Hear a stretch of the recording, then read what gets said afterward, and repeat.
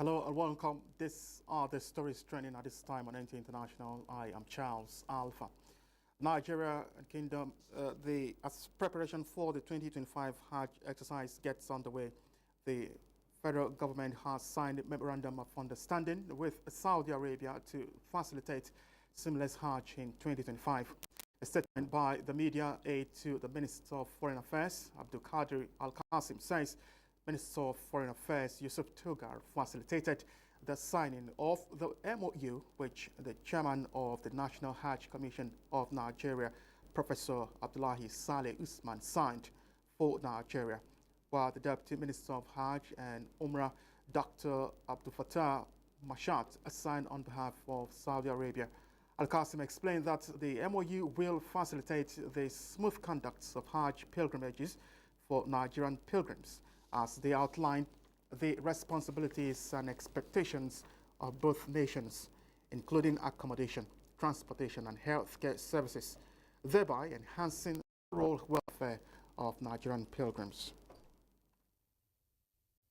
Lebanon has appointed the president of the International Court of Justice, Nahaf Salam, as its new prime minister, signaling a pivotal shift in the country's political dynamics. President Joseph Aoun officially designated Salam on Monday after securing the backing of a significant majority in parliament. Salam's appointment ends a 2-year-long political deadlock that left Lebanon without a functioning government amid worsening economic turmoil.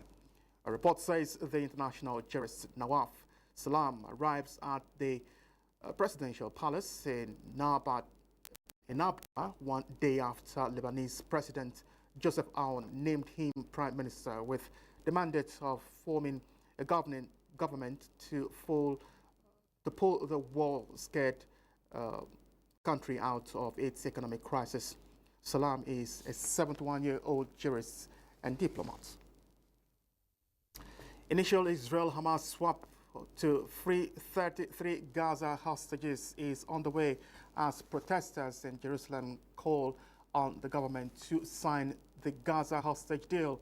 Protesters gathered outside the Israel Knesset in Jerusalem, holding posters and calling on Israel to sign a deal that will see the return of all remaining hostages from the Gaza Strip.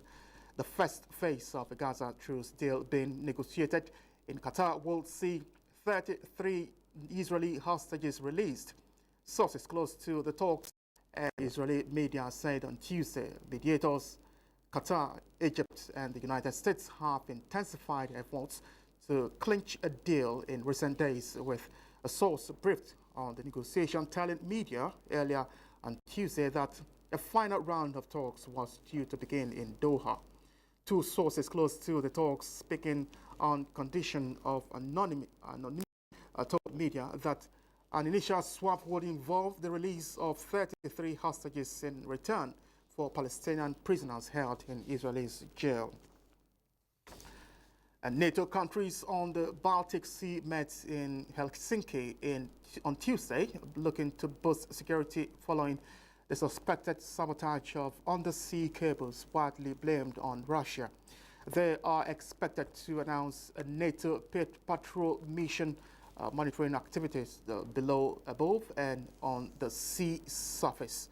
Researchers in Saka of the Finnish Institute of International Affairs told the media. And this is where we end the news on the updates. Thanks for watching. I am Charles Alpha.